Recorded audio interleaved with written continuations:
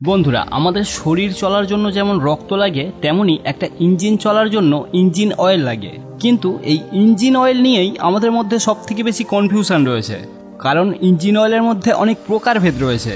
যেমন বিভিন্ন গ্রেড রয়েছে, 10W40, 20W50, 15W40 ইত্যাদি। আবার তার ভিতরেও প্রকারভেদ রয়েছে, যেমন mineral oil, synthetic oil, semi synthetic oil ইত্যাদি। কিন্তু কি এগুলো কিসের ভিত্তিতে ভাগ করা হয়েছে, বা আপনার বাইক অনুযায়ী আপনাকে কোন ইঞ্জিন অয়েলটা ব্যবহার করা উচিত? কারণ আমি আগেই বললাম, ইঞ্জিনে ইঞ্জিন অয়েলের ততটাই ভূমিকা যতটা মানুষের শরীরে রক্তের ভূমিকা। আপনি যদি মাত্র 5 মিনিটের জন্য ইঞ্জিন অয়েল ছাড়া ইঞ্জিন চালান, তাহলে আপনার ইঞ্জিন সারা জীবনের মতো শেষ হয়ে যাবে। মানে এমনভাবে খারাপ হবে যেটা আর কোনোদিন রিপেয়ার করাও যাবে না। তাই এত ইম্পর্ট্যান্ট একটা বিষয়টা যদি আপনি না জেনে ভুলভাল ইঞ্জিন অয়েল বাইকে ব্যবহার করেন, তাহলে আপনার বাইকের ইঞ্জিন খারাপ হতে খুব বেশি সময় লাগবে না। তাই বন্ধুরা, আজকে আমরা এই ভিডিওতে এই ইঞ্জিন অয়েলের প্রকারভেদ নিয়ে একটু ভালোভাবে জানবো। তাই ভিডিওটি সম্পূর্ণ অবশ্যই দেখুন। প্রথমে বলি, ইঞ্জিনে ইঞ্জিন অয়েল ব্যবহার করার পিছনে কারণ কি। ইঞ্জিন চললে ইঞ্জিনের ভিতরে গিয়ার, ক্র্যাঙ্কশ্যাফট, ক্লাচ ইত্যাদিগুলো প্রচণ্ড জোরে ঘুরতে থাকে, যার ফলে তাদের নিজেদের মধ্যে প্রচণ্ড পরিমাণে ঘর্ষণ সৃষ্টি হয়, এবং সেই ঘর্ষণের ফলে সেগুলো আস্তে আস্তে ক্ষয় হয়ে যায়। আর ক্ষয় হয়ে গেলেই তো ইঞ্জিন খারাপ হয়ে যাবে।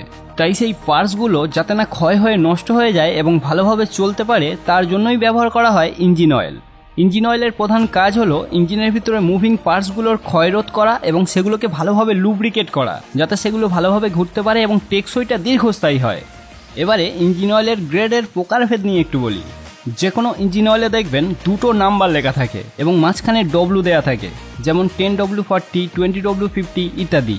এখানে ডব্লুর আগে যে নাম্বারটা সেটা দিয়ে ঠান্ডা বোঝায়, এবং ডব্লুর পরে যে নাম্বারটা সেটা দিয়ে গরম বোঝায়।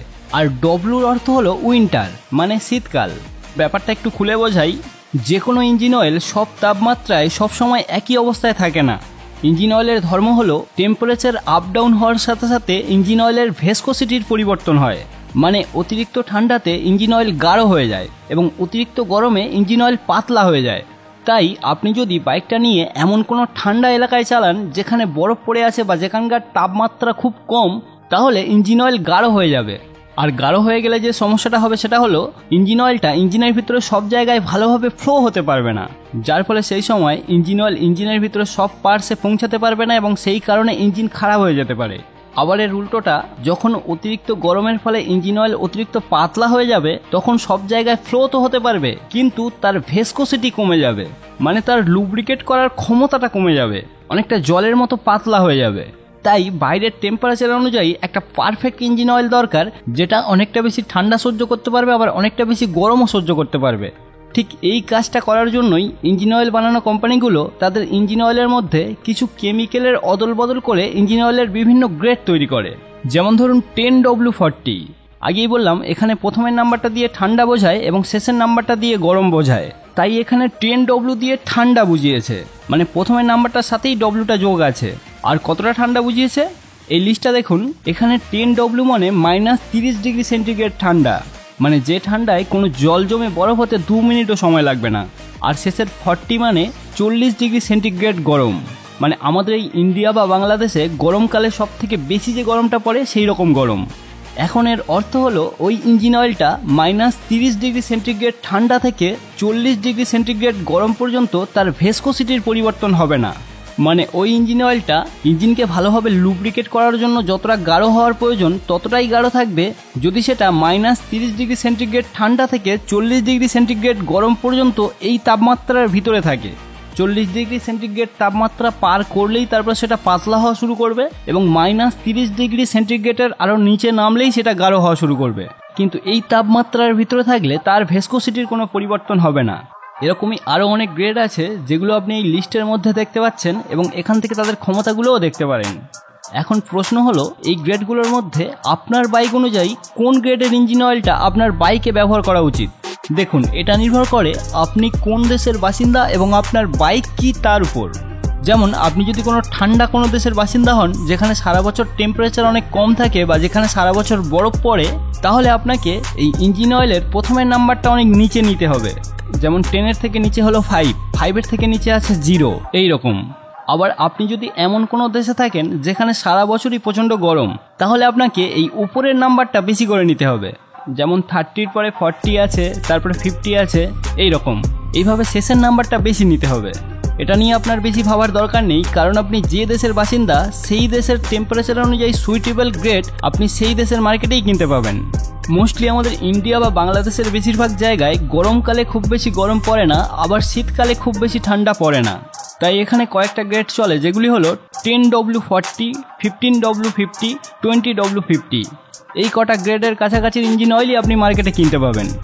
এখন প্রশ্ন হয়ে দাঁড়ায়, এই কটা গ্রেডের মধ্যেই বা আপনার বাইক অনুযায়ী আপনাকে কোন ইঞ্জিন অয়েলটা ব্যবহার করা উচিত।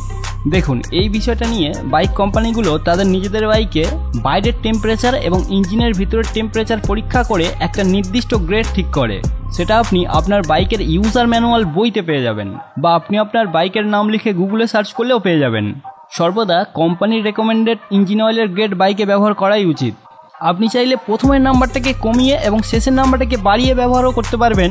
যেমন ধরুন, কোনো বাইকে কোম্পানি রেকমেন্ড করেছে 10W40 গ্রেডের ইঞ্জিন অয়েল লাগে, সেখানে আপনি চাইলে 10টার জায়গায় 5W40 ইঞ্জিন অয়েল ব্যবহার করতে পারেন, আবার 40-র জায়গায় 10W50 ইঞ্জিন অয়েলও ব্যবহার করতে পারেন। কিন্তু কখনও প্রথমের নাম্বারটাকে বাড়িয়ে এবং শেষের নাম্বারটাকে কমিয়ে ইঞ্জিন অয়েল ব্যবহার করা উচিত নয়। যেমন ধরুন, 10W40-র জায়গায় আপনি যদি 15W40 বা 10W30 গ্রেডের ইঞ্জিন অয়েল ব্যবহার করেন, সেটা কিন্তু আপনার বাইকের জন্য ক্ষতি করবে, তাই এই কাজটা করা যাবে না। এখন তো আপনি এটা বুঝে গেছেন যে ইঞ্জিন অয়েলের গ্রেড আসলে কি, কিন্তু এর পরেও একটা বিষয় রয়েছে, যেটা হলো mineral oil, semi synthetic oil এবং সিনথেটিক অয়েল। মানে আপনি যদি একটা 10W40 গ্রেডের ইঞ্জিন অয়েল মার্কেটে কিনতে যান, তাহলে তার মধ্যেও আপনি 3 ধরনের ইঞ্জিন অয়েল পাবেন। 10W40 গ্রেডের মিনারেল ইঞ্জিন অয়েল, 10W40 গ্রেডের সেমি সিনথেটিক ইঞ্জিন অয়েল, আবার 10W40 গ্রেডের ফুলি সিনথেটিক ইঞ্জিন অয়েল। এগুলো আবার কি? বন্ধুরা, এই বিষয়টা নিয়ে ভালোভাবে বলতে গেলে ভিডিও অনেক লম্বা হয়ে যাবে, তাই আপনি যদি এই বিষয়টা নিয়েও ভালোভাবে জানতে চান, তাহলে নিচে কমেন্ট করে জানান। আমি এই বিষয়টা নিয়ে, শুধু এই বিষয়টা নিয়ে একটা ডেডিকেটেড ভিডিও বানাবো। তো বন্ধুরা, আজকে এই পর্যন্ত, দেখা হচ্ছে পরের ভিডিওতে।